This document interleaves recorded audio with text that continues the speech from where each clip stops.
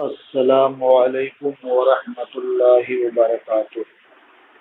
بسم اللہ الرحمن الرحیم۔ الفصل الثانی عن ابن عمر قال قال رسول اللہ صلی اللہ علیہ وسلم ان اللہ جعل الحق على لسان عمر وقلبہ۔ یہ صفحہ نمبر 557 ہے اور باب و مناقب عمر کی دوسری فصل ہے۔ حضرت عبداللہ ابن عمر سے روایت ہے، انہوں نے فرمایا اللہ کے رسول صلی اللہ علیہ وسلم نے ارشاد فرمایا، بے شک اللہ نے عمر کی زبان اور دل پر حق کو جاری فرما دیا ہے، حق کو رکھ دیا ہے۔ تو گویا اللہ رب العزت نے عمر کی زبان پر حق رکھ دیا ہے کہ جب وہ بات کرتے ہیں تو حق بولتے ہیں۔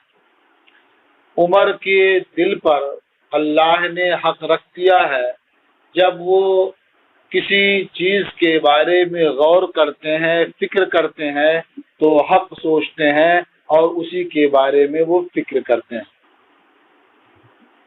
اسے امام ترمذی نے روایت کیا ہے۔ وفی روایت ابی داود عن ابی ذر قال، اور حضرت ابو داود کی روایت میں ہے جو حضرت ابو ذر سے مروی ہے، فرمایا ان اللہ وضع الحق علی لسان عمر یقول به، بے شک اللہ تبارک و تعالی نے عمر کی زبان پر حق رکھ دیا ہے جس سے وہ بات کرتے ہیں، یعنی جس زبان سے عمر بات کرتے ہیں اس زبان پر اللہ نے حق رکھ دیا ہے، یا اللہ نے عمر کی زبان پر حق رکھ دیا ہے جسے وہ بولتے ہیں۔ تو اس کا بھی مفہوم وہی ہے جو اوپر روایت کا مفہوم تھا، بس لفظ بدلا ہوا ہے، اس میں وضع الحق ہے اور اس سے پہلی روایت میں جعل الحق ہے۔ ان دونوں روایتوں میں حضرت عمر فاروق اعظم رضی اللہ تعالی عنہ کی بڑی نمایاں فضیلت ہے کہ وہ اللہ کی جانب سے تائید یافتہ ہیں، حق بولتے ہیں اور حق سوچتے ہیں۔ وعن علی قال، اور حضرت علی سے روایت ہے، انہوں نے فرمایا ما کننا نبعد ان السکینۃ تنطق علی لسان عمر، ہم اس بات کو بعید نہیں سمجھتے تھے کہ سکینہ عمر کی زبان پر بات کرتا ہے۔ سکینہ سے کیا مراد ہے؟ تو اس کا ایک مفہوم تو یہ ہے کہ ان کی زبان سے ایسی باتیں نکلتی ہیں جس سے دلوں کو سکون و اطمینان حاصل ہوتا ہے، اور یہ سکینہ امر غیبی ہے جو ان کی زبان پر ڈال دیا گیا ہے۔ اور اس بات کا بھی احتمال ہے کہ سکینہ سے مراد وہ فرشتہ ہو جو انہیں درست بات کا الہام کرتا ہے۔ جیسے آپ دیکھتے ہیں کہ کسی آدمی پر کوئی خلل ہو جاتا ہے، کسی آسیب کی شکایت ہو جاتی ہے تو وہ بات کرتا ہے، زبان تو اس کی ہوتی ہے لیکن بولنے والا خود وہ نہیں ہوتا ہے، بلکہ جو جن یا شیطان اس پر غالب ہوتا ہے وہی بولتا ہے۔ تو جس طرح سے ہم یہاں دیکھتے ہیں کہ زبان دوسرے کی ہے، بولتا دوسرا ہے، اسی طرح سے حضرت عمر فاروق اعظم رضی اللہ تعالی عنہ کے بارے میں ہم بعید نہیں سمجھتے تھے کہ ان کی زبان تو ہوتی ہے لیکن ان کی زبان پر بولنے والا فرشتہ ہوتا ہے جس کا نام سکینہ ہے۔ تو حضرت علی نے فرمایا کہ ما کننا نبعد، ہم اس بات کو بعید نہیں سمجھتے تھے کہ سکینہ عمر کی زبان پر بات کرتا ہے، یعنی زبان عمر کی ہوتی ہے اور بات کرنے والا وہ فرشتہ ہوتا ہے۔ یا مراد یہی ہے کہ وہ فرشتہ کا حق بات انہیں الہام کرتا ہے اور وہی بات وہ اپنی زبان سے کہتے ہیں۔ رواہ البیہقی فی دلائل النبوہ، اسے امام بیہقی نے دلائل النبوہ میں روایت کیا۔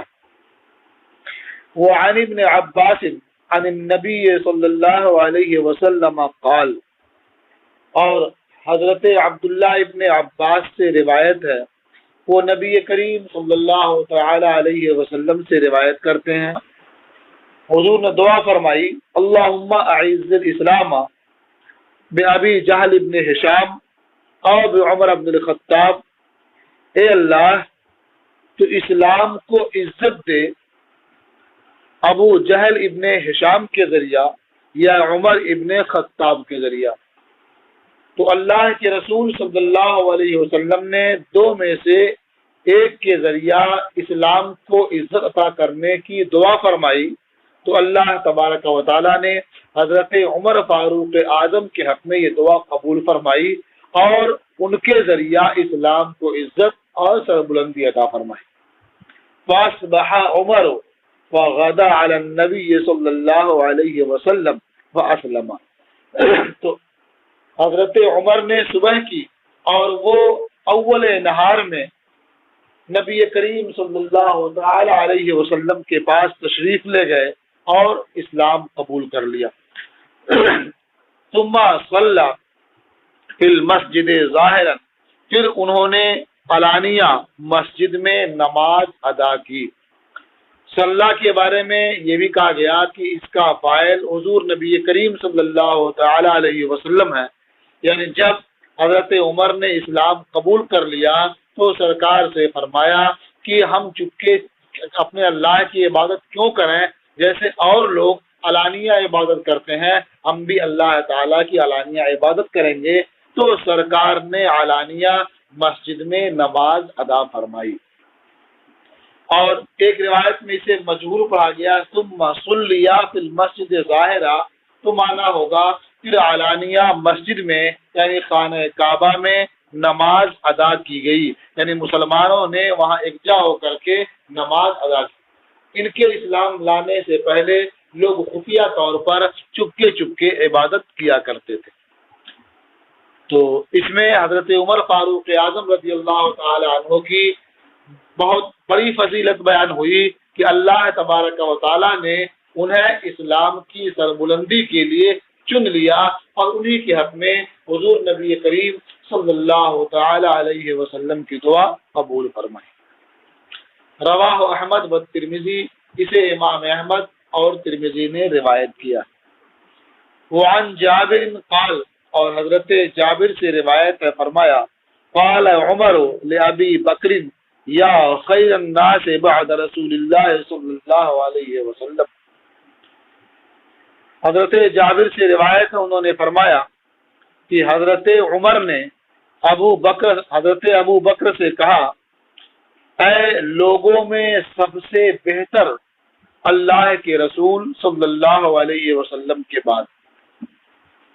تو گویا انہوں نے نبی کریم صلی اللہ تعالی علیہ وسلم کے بعد سب سے بہتر حضرت ابو بکر صدیق رضی اللہ تعالی عنہ کو فرمایا اور ان سے خطاب کیا۔ وقال ابو بکر، تو حضرت ابو بکر نے فرمایا، اما انک ان قلت ذالک، سنیے اگر آپ نے یہ بات کہی ہے، فلقد سمعت رسول اللہ صلی اللہ علیہ وسلم یقول، تو میں نے اللہ کے رسول صلی اللہ علیہ وسلم کو فرماتے ہوئے سنا، ما طلعت الشمس علی رجل خیر من عمر، یہ آفتاب عمر سے بہتر کسی مرد پر طلوع نہیں ہوا۔ رواہ ترمذی، اسے امام ترمذی نے روایت کیا اور فرمایا ھذا حدیث غریب، یہ حدیث غریب ہے۔ اب یہاں ایک سوال یہ پیدا ہوتا ہے کہ اس حدیث پاک سے معلوم ہوتا ہے کہ سب سے بہتر لوگوں میں سب سے عمدہ حضرت عمر فاروق اعظم رضی اللہ تعالی عنہ ہے، اور حضرت عمر فاروق اعظم کے قول سے یہ سمجھ میں آتا ہے کہ نبی کریم صلی اللہ تعالی علیہ وسلم کے بعد سب سے بہتر، سب سے افضل حضرت ابو بکر صدیق رضی اللہ تعالی عنہ۔ ان دونوں میں تطبیق کی ایک صورت یہ ہے کہ حدیث پاک میں جو حضرت عمر کو سب سے بہتر قرار دیا گیا، اس سے مراد حضرت ابو بکر کے بعد ہے، یعنی نبی کریم صلی اللہ تعالی علیہ وسلم کے بعد حضور کی امت میں حضرت ابو بکر کے بعد سب سے افضل، سب سے بہتر حضرت عمر فاروق اعظم، یا اس کا مطلب یہ ہے کہ حضرت عمر یہ سب سے بہتر ہے اپنے ایام خلافت میں، یعنی اپنے دور خلافت میں وہ ان سے بہتر کسی شخص پر آفتاب طلوع نہیں ہوا۔ اور ان دونوں جواب سے بہتر اور آسان جواب یہ ہے کہ یہاں خیر ہونے کی جہتیں الگ الگ ہیں، تو اگر جہتیں مختلف ہوں تو بہت سے لوگ سب سے بہتر ہو سکتے ہیں الگ الگ جہتوں سے۔ مثلا حضرت ابو بکر صدیق رضی اللہ تعالی عنہ لوگوں میں سب سے بہتر ہے ثواب کی کثرت کے اعتبار سے، کہ جتنا اجر و ثواب ان کا ہے ان کے برابر کسی کا اجر و ثواب نہیں ہے۔ حضرت عمر فاروق اعظم رضی اللہ تعالی عنہ سب سے بہتر ہے لوگوں میں عدل و انصاف کے اعتبار سے، سیاست کے سلسلے میں۔ اس طرح سے اور جنہیں سب سے بہتر کہا گیا تو ان کی جہت بھی الگ الگ ہے۔ تو اگر یہ ملحوظ رکھا جائے تو پھر ہر شخص کسی جہت سے سب سے بہتر ہو تو یہ ہو سکتا ہے۔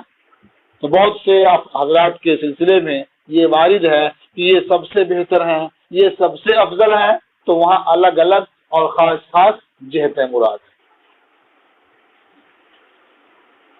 وعن عقبہ بن عامر قال، اور عقبہ ابن عامر سے روایت ہے، انہوں نے فرمایا قال النبی صلی اللہ علیہ وسلم لو کان بعدی نبی لکان عمر بن الخطاب۔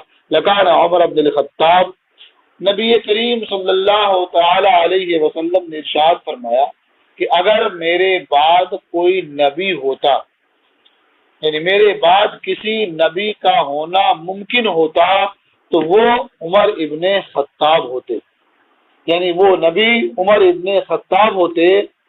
تو لو کے ذریعہ گویا محال اور ناممکن چیز کو بیان کیا گیا ہے، یعنی اگر یہ فرض کر لیا جائے، یہ مقدر مانا جائے، یہ فرض کیا جائے کہ کسی نبی کوئی نبی ہو سکتا ہے تو وہ نبی عمر ہوں گے۔ یہ اور بات ہے کہ اللہ تعالیٰ نے حضور نبی کریم صلی اللہ تعالی علیہ وسلم کو خاتم الانبیاء بنایا، اب ان کے بعد حقیقت میں واقع میں کسی نبی کا آنا ممکن نہیں۔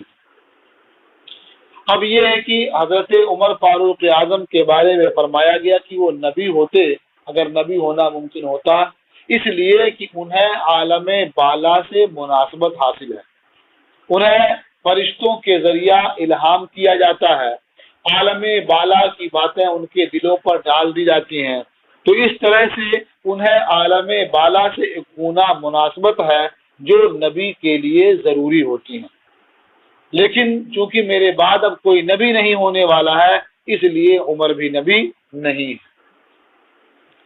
اسے امام ترمذی نے روایت کیا اور فرمایا ھذا حدیث غریب، یہ حدیث غریب ہے۔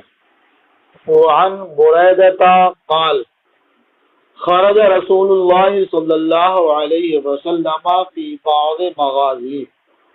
حضرت بریدہ سے روایت ہے، انہوں نے بیان کیا کہ اللہ کے رسول صلی اللہ علیہ وسلم ایک غزوے میں تشریف لے گئے۔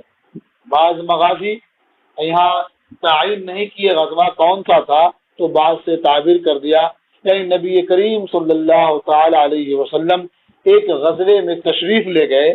فلمن صرفا، تو جب اس غزوے سے واپس تشریف لائے، جاءت جاریۃ سودا، تو ایک سیاہ جسم والی بادی نبی کریم صلی اللہ تعالی علیہ وسلم کی خدمت میں حاضر ہوئی۔ اب یہ اس کا تعلق حبشہ سے تھا یا یہ کہ اس کی رنگت سیاہ تھی، بہرکیف سیاہ رنگت والی وادی نبی کریم صلی اللہ تعالی علیہ وسلم کی خدمت میں حاضر ہوئی۔ وقالت یا رسول اللہ، اور اس نے عرض کیا اے اللہ کے رسول، انی کنت نظرت ان ردک اللہ صالحا ان اضرب بین یدیک بالدف۔ اے اللہ کے رسول، میں نے نظر مانی تھی اگر اللہ آپ کو کامیاب صحیح سالم واپس لوٹ آئے گا تو میں آپ کے سامنے دف بجاؤں گی۔ دف یہ دال کے پیش کے ساتھ یہی مشہور اور واضح ہے، اور دال کے زبر کے ساتھ بھی اس کا استعمال ہوتا ہے، دف پڑھتے ہیں، لیکن افصح یہ دف ہے۔ تو اس خاتون نے کہا، اس بادی نے کہا کہ میں نے یہ نظر مانی تھی کہ اللہ تعالیٰ آپ کو کامیاب واپس لوٹائے گا، صحیح سالم واپس لائے گا، تو میں آپ کے سامنے دف بجاؤں گی وَأَتَغَنَّا اور گاؤں گی۔ فقال لہا رسول اللہ صلی اللہ علیہ وسلم، تو اللہ کے رسول صلی اللہ علیہ وسلم نے اس سے ارشاد فرمایا، ان کنتے نظرتے فضربی، اگر تو نے نظر مانی تھی تو بجا لے، وَإِلَّا فَلَا، اور اگر نظر نہیں مانی تھی تو مت بجا۔ فَجَعَلَتْ تَضْرِبُ، تو وہ بادی دف بجانے لگی۔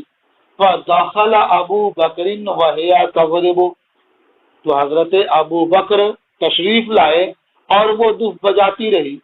ثم دخل علی، پھر حضرت علی آئے، وَهِيَ تَضْرِبُ، اور وہ خاتون وہ بادی دف بجاتی رہی۔ ثم دخل عثمان وهي تضرب، پھر عثمان داخل، حضرت عثمان داخل ہوئے اور وہ دف بجاتی رہی۔ ثم دخل عمر فالقت الدف تحت استحا، پھر حضرت عمر تشریف لائے تو اس بادی نے دف نیچے اپنی سرین، اس بادی نے دف اپنی سرین کے نیچے رکھ دیا۔ ثم قعدت علیہ، پھر اسی پر بیٹھ گئی، یعنی اسے چھپا لیا۔ فقال رسول اللہ صلی اللہ علیہ وسلم ان الشیطان لیخاف منک یا عمر، تو اللہ کے رسول صلی اللہ علیہ وسلم نے ارشاد فرمایا کہ عمر، یقیناً شیطان تم سے ڈرتا ہے۔ ان الشیطان لیخاف منک یا عمر، اے عمر، یقیناً شیطان تم سے ڈرتا ہے، خوف کھاتا ہے۔ انی کنت جالسا، میں بیٹھا تھا، وہی تضرب، اور یہ دف بجا رہی تھی۔ فدخل ابو بکر وہی تضرب، ابو بکر داخل ہوئے اور یہ دف بجا رہی تھی۔ ثم دخل علی، پھر علی آئے اور یہ دف بجا رہی تھی۔ ثم دخل عثمان وہی تضرب، پھر عثمان آئے اور یہ دف بجا رہی تھی۔ فلما دخلت انت یا عمر، پھر عمر تم داخل ہوئے، القت الدف، تو اس نے دف نیچے پھینک دیا اور چھپا بھی لیا۔ رواہ ترمذی، اسے امام ترمذی نے روایت کیا اور فرمایا ھذا حدیث حسن صحیح غریب، یہ حدیث حسن صحیح غریب ہے۔ اس حدیث پاک سے یہ معلوم ہوتا ہے کہ نبی کریم صلی اللہ تعالی علیہ وسلم کی صحیح سلامتی کے ساتھ واپسی پر خوشی منانا یہ جائز ہے، بلکہ سنت ہے کہ نبی کریم صلی اللہ تعالی علیہ وسلم غزوے سے کامیاب اور صحیح سالم واپس تشریف لائے تو اس نیک خاتون نے، اس نیک بادی نے دف بجا کر کے اپنی خوشی اور مسرت کا اظہار کیا اور اس کی نظر بھی اس نے مان رکھی تھی۔ تو اس سے معلوم ہوا کہ نبی کریم صلی اللہ تعالی علیہ وسلم کی آمد پر خصوصیت کے ساتھ ہلاکت کی جگہوں سے یہ خوشی منانا یہ جائز ہے، بلکہ سنت ہے۔ دوسری چیز یہ معلوم ہوئی کہ دف بجانا یہ جائز ہے، اصل میں دف کے تعلق سے ہمارے علماء اور فقہا کا شدید اختلاف ہے۔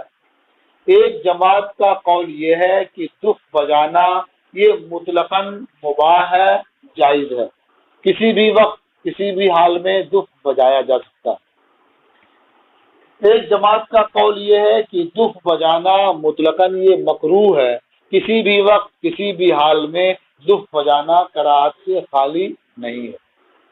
ایک جماعت کا قول یہ ہے کہ بعض حالات میں دف بجانے کی اجازت ہے، مباح ہے، اور بعض حالات میں دف بجانے کی اجازت نہیں ہے، وہ ناپسندیدہ ہے، مکروہ ہے۔ مثلا عید کے دن خوشی کا موقع ہوتا ہے، دف بجانے کی اجازت ہے، مباح ہے۔ شادی کا اعلان کرنے کے لیے دف بجانا مباح ہے، جائز ہے۔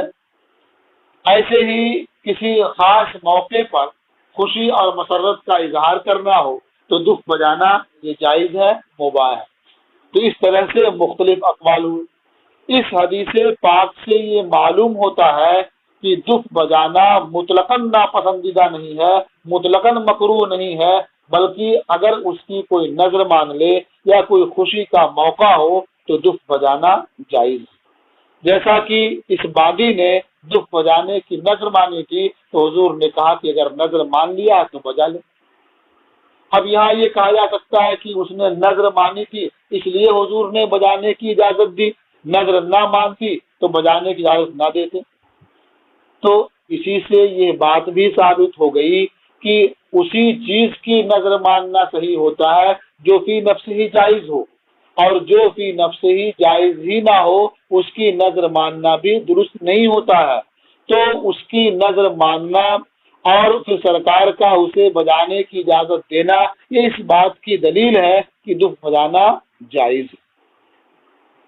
اب پھر ایک سوال یہ پیدا ہوتا ہے کہ جب دف بجانا جائز ہے، خوشی منانا جائز ہے، وہ نظر پوری کر رہی تھی، تو پھر حضور نبی کریم صلی اللہ تعالی علیہ وسلم نے اسے شیطان کیوں کہا؟ یعنی حضرت عمر کی آمد پر جب اس نے دف چھپا لیا تو حضور نے فرمایا کہ عمر شیطان تم سے خوف کھاتا ہے۔ یہاں تو ڈرنے والی وہ خاتون ہی تھی، وہ باندھی تھی، تو اسے گویا شیطان قرار دیا، یعنی اس کا یہ فعل شیطان والا فعل تھا، اور تمہیں دیکھ کر کے شیطان بھاگ گیا، اس نے یہ کام چھوڑ دیا۔ تو اس سے تو معلوم ہوتا کہ وہ درست نہیں تھا۔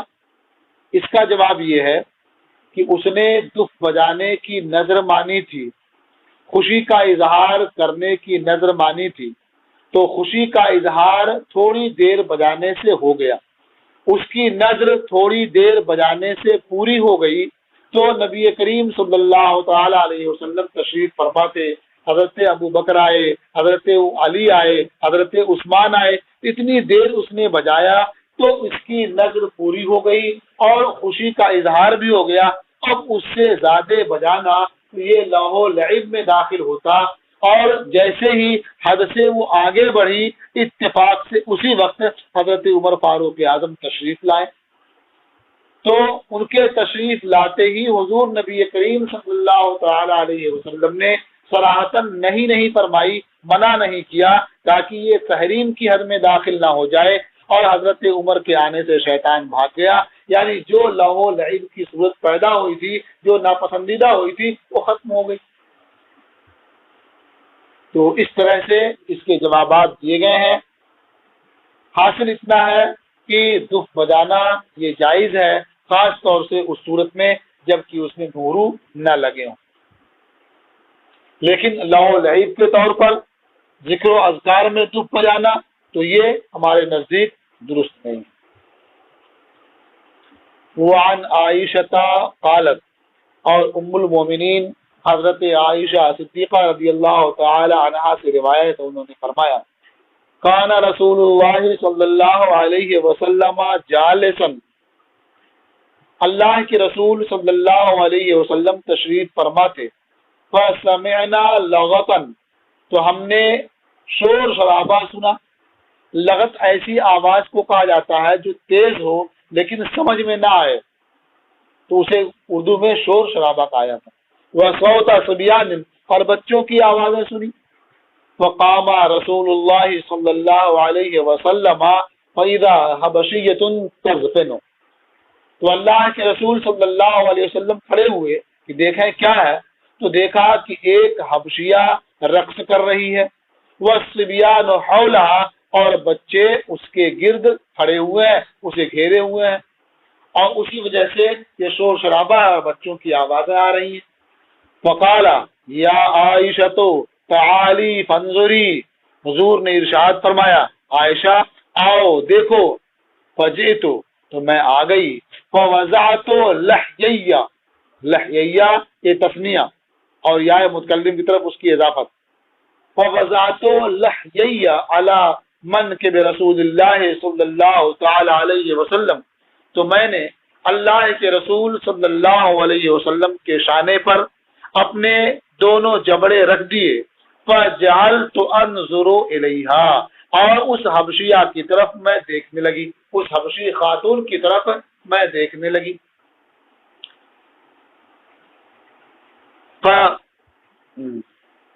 فجعلت انظر الیہا ما بین المنکب الی راسہ، تو میں اس حبشی خاتون کی طرف دیکھنے لگی اس کے درمیان سے جو نبی کریم صلی اللہ تعالی علیہ وسلم کے شانے سے سر کے درمیان کی جگہ تھی، یعنی کندھے پر میں نے اپنا چہرہ رکھ دیا، اپنا جبڑا رکھ دیا، اور ان کے سر کے درمیان جو جگہ تھی اسی بیچ میں میں اپنا چہرہ رکھے ہوئے دیکھ رہی تھی۔ فقال لی اما شبعتے، تو کچھ دیر کے بعد نبی کریم صلی اللہ تعالی علیہ وسلم نے ارشاد فرمایا کیا تو آسودہ نہیں ہوئی؟ اما شبعتے، کیا تو آسودہ نہیں ہوئی، یعنی کیا تو اس کا کھیل دیکھ نہیں چکی؟ فجعلت اقول، جب سرکار مجھ سے کہتے اما شبعتے، کیا ابھی دیکھنے سے پیٹ نہیں بھرا، کیا دیکھ نہیں چکی، تو میں کہتی لا، نہیں۔ ایسا کیوں کہتی نہیں؟ لِأَنظُرَ مَنْزِلَتِي عِنْدَهُ، تاکہ حضور نبی کریم صلی اللہ تعالی علیہ وسلم کے پاس میں اپنا مرتبہ اور اپنی محبت کی غایت دیکھوں، یعنی میں یہ دیکھنا چاہ رہی تھی کہ حضور نبی کریم صلی اللہ تعالی علیہ وسلم کب تک میرے لیے یہاں کھڑے رہ سکتے ہیں اور کب تک مجھے اس کا رقص اور اس کا کھیل دکھا سکتے ہیں۔ اذ طلع عمر، ابھی وہ اپنا کھیل جاری رکھے ہوئے تھی، بچے دیکھ رہے تھے کہ اچانک حضرت عمر کہیں سے آ گئے۔ اذ طلع عمر، کہ حضرت عمر رونما ہوئے، فرفض الناس عنها، تو لوگ اس عورت کے پاس سے منتشر ہو گئے، ادھر ادھر چلے گئے۔ فقال رسول اللہ صلی اللہ علیہ وسلم، تو اللہ کے رسول صلی اللہ علیہ وسلم نے ارشاد فرمایا انی لانظر الی شیاطین الجن والانس قد فروا بن عمر، میں دیکھ رہا ہوں کہ شیاطین جن اور شیاطین انس سب عمر کے خوف سے بھاگ گئے۔ قالت فرجعت، حضرت عائشہ رضی اللہ تعالی عنہ نے فرمایا تو اب جب کھیل ختم ہو گیا تو میں بھی واپس آ گئی۔ رواہ ترمذی، اسے امام ترمذی نے روایت کیا اور فرمایا ھذا حدیث حسن صحیح غریب، یہ حدیث حسن صحیح غریب ہے۔ اس حدیث پاک میں ایک شبہ یہ پیدا ہوتا ہے کہ حضور نبی کریم صلی اللہ تعالی علیہ وسلم نے ام المومنین حضرت عائشہ رضی اللہ تعالی عنہا کو اس عورت کا رقص کیسے دکھایا، اور کیا عورت کا رقص کرنا یہ جائز ہے؟ تو اس میں کوئی شبہ نہیں کہ عورت کا رقص کرنا یعنی اس کا ڈانس کرنا اور لوگوں کو دکھانا یہ بالکل جائز نہیں ہے، یہ بالکل درست نہیں ہے۔ پھر حضور نبی کریم صلی اللہ تعالی علیہ وسلم نے کیسے اس کا رقص دکھایا؟ تو ایک بات آپ یہ سمجھ لیں کہ وہ اس عورت کا جو رقص تھا وہ رقص اس طرح کا رقص نہیں تھا جو آج کے زمانے میں ڈانس ہوتا ہے۔ اس زمانے میں ایک عام سی بات تھی کہ جس طرح سے مرد نیزہ بازی کرتے تھے ایسے عورتیں بھی خاص طور سے بادیاں یہ نیزہ بازی کرتی تھی۔ کبھی کبھی اپنا دل جو ہے مطلب مطمئن کرنے کے لیے اس طرح تھوڑی دیر وہ نیزہ بازی کر لیتی، ان کا دل بہل جاتا تھا، انہیں سکون مل جایا کرتا تھا۔ تو وہ باضابطہ ڈانس نہیں تھا بلکہ وہ نیزہ بازی کا کھیل تھا۔ اور نیزہ بازی دیکھنے میں تو کھیل ہے لیکن حقیقت میں وہ بہتر ہے اور وہ اس کی اجازت دی گئی ہے۔ اس لیے نبی کریم صلی اللہ تعالی علیہ وسلم نے خود بھی اس کا مشاہدہ کیا اور ام المومنین حضرت عائشہ رضی اللہ تعالی عنہا کو بھی دکھایا۔ اب ایک دوسرا سوال یہ پیدا ہوتا ہے کہ جب وہ نیزہ بازی کر رہی تھی اور اس کا رقص جو ہے یہ ڈانس نہیں تھا، اس لیے وہ دیکھنا جائز تھا، پھر نبی کریم صلی اللہ تعالی علیہ وسلم نے اسے حضرت عمر کے آنے کے بعد یہ کیوں فرمایا کہ شیاطین جن اور شیاطین انس کو میں دیکھ رہا ہوں کہ وہ بھاگ گئے؟ اس کا مطلب وہاں شیطان کا بھی کچھ دخل تھا۔ اس کا جواب یہ ہے کہ یقیناً فی نفس ہی وہ کھیل تو جائز تھا، لیکن جو جس درجے کے لوگ ہوتے ہیں انہیں اپنے اوقات کو اسی اعتبار سے صرف کرنا چاہیے۔ وہ صحابہ کرام کی جماعت تھی، اعلیٰ طبقے کے لوگوں کی جماعت تھی، تو ایک حبشی عورت کے نیزہ بازی کا مشاہدہ کرنا، اس میں اپنے وقت کو ضائع کرنا، یہ ان کی شایان شان نہیں تھا، یہ ان کی شایان شان نہیں تھا، اس لیے کہ یہ تو اس سے بہتر خود ہی نیزہ بازی جانتے تھے، اور بلکہ جانتے ہی نہیں تھے بلکہ اس کا وہ مظاہرہ بھی کرتے تھے جب اس کا موقع آتا تھا۔ اس لیے ان کا وہاں رک کر کے کھیل دیکھنا اور اپنا وقت صرف کرنا یہ ان کے شایان شان نہیں تھا، اور ہر معاملہ آدمی کے لحاظ سے ہی دیکھا جاتا ہے، اسی روح سے اسے جانا جاتا ہے۔ اس لیے نبی کریم صلی اللہ تعالی علیہ وسلم نے فرمایا کہ میں شیاطین جن و انس کو دیکھ رہا ہوں کہ وہ بھاگ گئے، یعنی یہاں بھی شیطان کا دخل تھا کہ وہ انہیں اس کھیل کے دیکھنے کے لیے جمع کر رکھا تھا تاکہ ان کا قیمتی وقت اس کھیل میں صرف ہو اور اس سے اعلیٰ کام کی طرف توجہ نہ دے سکیں۔ تو اس لیے حضور نے فرمایا کہ میں دیکھ رہا ہوں کہ شیاطین جن و انس یہ حضرت عمر کو دیکھ کر کے بھاگ گئے۔ تو اگر تھوڑی دیر آدمی دیکھتا ہے، کسی کی دلجوئی مقصود ہے، فی نفس ہی وہ کھیل جائز ہے، تو اس میں کئی چیزیں ہوئی۔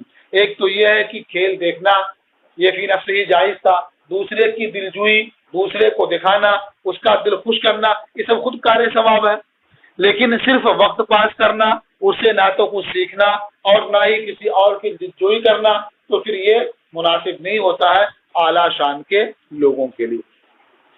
یہ فصل آپ کی ختم ہوئی، اب انشاءاللہ تیسری فصل آپ کل سماعت کریں گے۔